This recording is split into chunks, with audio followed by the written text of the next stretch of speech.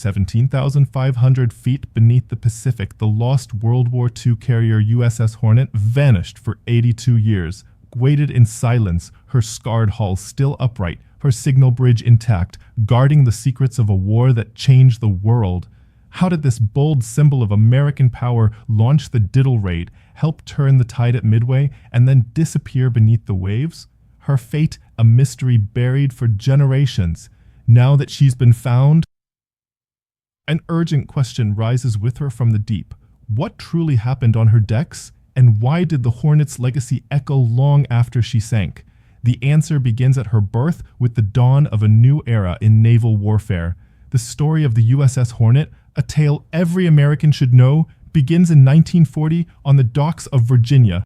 Men and women at Newport News laid her keel while thousands more rolled her steel in Gary and Pittsburgh.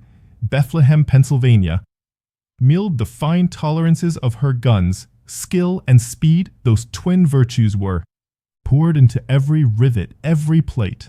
By October 20th, 1941, uniforms crisp and back straight, the officers and men of the Hornet assembled on deck to commission the Navy's newest carrier. She was built like a heavyweight champ. Everyone aboard knew it. 6 months later, Hornet's flight deck would play host to a secret that defied naval tradition. 16 Army B-25 bombers, each one a land-based giant, squatted nose to tail across the planks. The men who lashed them down, Blue Jackets and Army airmen working elbow to elbow, knew the risks. No one had ever tried to launch bombers this size from a carrier at sea. Jimmy Doolittle, already a legend among pilots, led the raiders. He walked the deck that morning, checking each crew, every last bomb shackle, his face set for what lay ahead. April 18th, 1942. Hornet turned into the wind, engines roaring, the deck pitching under gray skies. Every inch of space mattered. The lead bomber had barely 467 feet to reach. Flying speed! Deck crews gave the signal and Doolittle's plane thundered forward, wheels lifting just above the bow. One by one, the bombers followed, each takeoff a gamble against the sea. The roar faded eastward, carrying America's answer to Tokyo. Back on the Hornet, sailors watched the sky in silence, knowing they had changed the war's direction. In that hour, the Hornet was no longer just steel and engines. She was a symbol. Her courage broadcast across 2 oceans and straight into the heart of a nation searching for hope.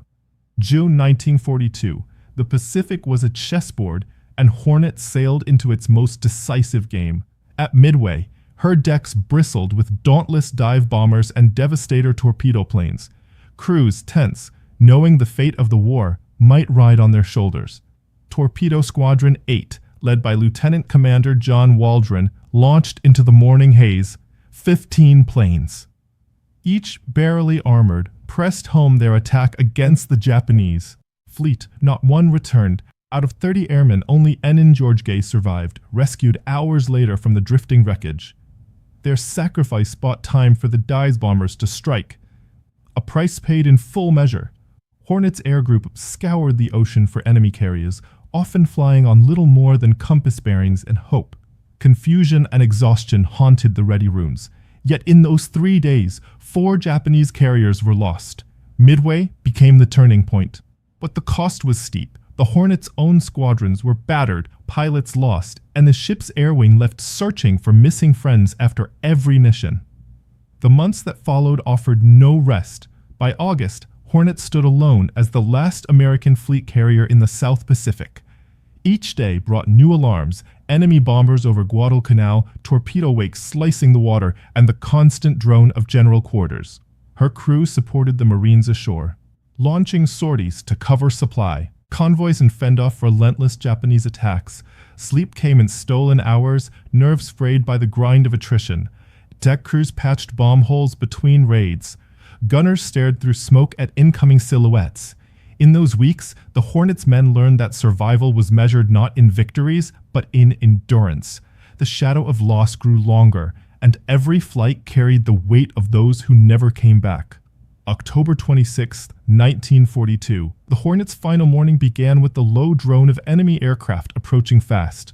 first as specks, then as a swarm.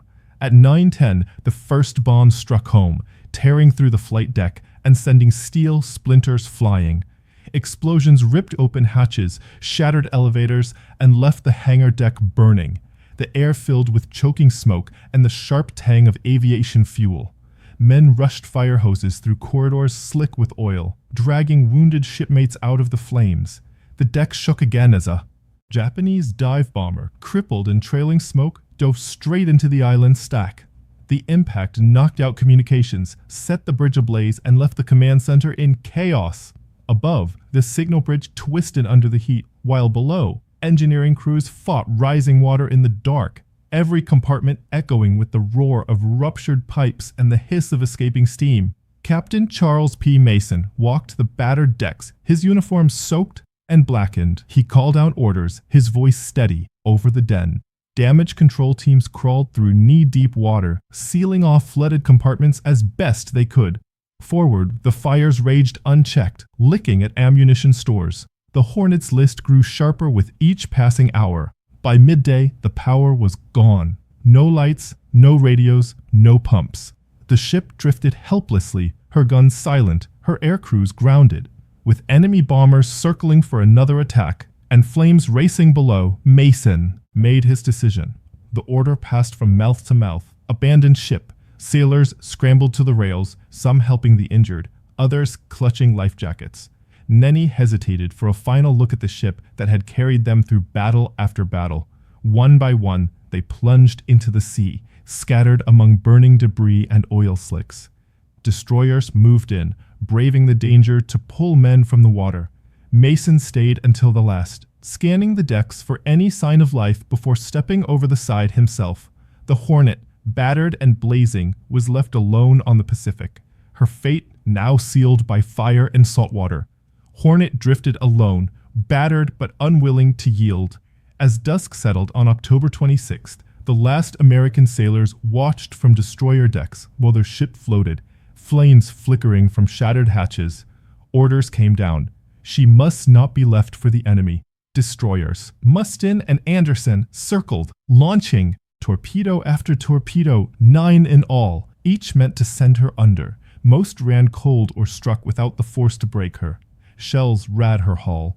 400 rounds and a grin salute, but still she refused to go down. Her compartments, divided and armored by design, held back the sea, as if the ship herself would not surrender. Night deepened. From the east, Japanese destroyers Makigumo and Akigumo arrived, their crews silent as they loaded the famed Long Lance torpedoes. Just after midnight, 4 silver streaks cut through the darkness. Explosions rocked Hornet's remains. Her bow rose, then slipped beneath, stern last. At ZO 135 on October 27th, 21 aircraft remained trapped in her hangar, the stars and stripes still flying as she vanished into the black. For decades, her fate was sealed in rumor and memory. Families mourned without a grave. Historians pieced together her final hours from scattered logs and survivor tales. The Pacific kept it secret for 82 years. Then in January 2019, the research vessel Petrel scoured battle charts and sonar maps, launching remote vehicles into the abyss.